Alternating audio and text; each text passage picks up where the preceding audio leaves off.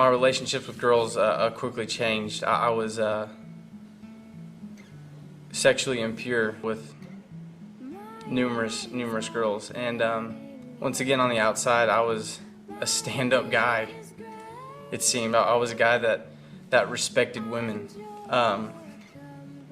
At that moment, I've never felt more empty in my life.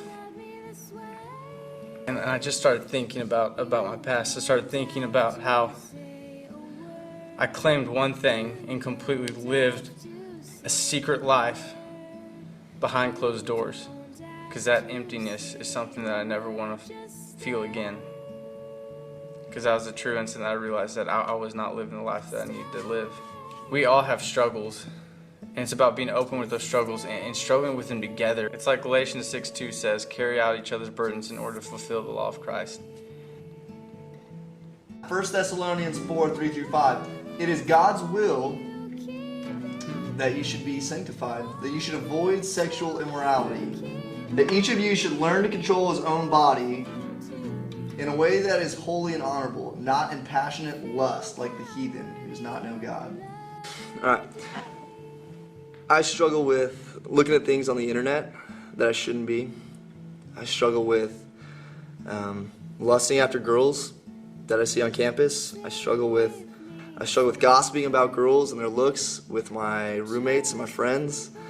I struggle with comparing girls to each other. So,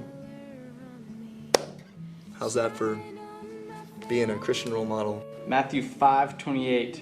But I tell you that anyone who looks at a woman lustfully has already committed adultery with her in his heart. For a while, the way I was doing dating and my relationships with girls was not good. I dated many girls, and I had physical relationships with girls, and I completely justified why that was good and okay for me. And eventually I got to a point with my girlfriend where I was like, you know what, I've outgrown this. And we were like, we either need to let go of this following Jesus thing or let go of this crappy relationship. And it sucked, and I had to get over that, and we broke up. And it was pretty rough. I won't say that I don't desire to make out with my girlfriend at all. I definitely desire it, but for the first time I was willing to call it sin. And that's often the first step, I think, for us, is if we're willing to call sin, sin. Christ has changed my heart to say, you know what, like, purity is better, selflessness is better. It just completely changes the dynamic of things, because it becomes so much less about you and what you want. It becomes about letting Christ build the both of you up, and you challenging her and building her up.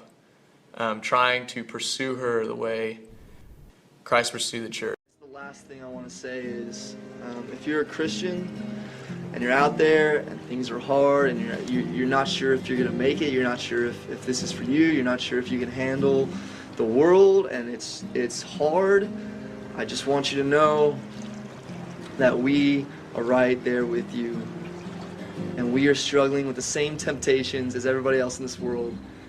But just like you, we're living for something much bigger than ourselves. And I think it's going to pay off.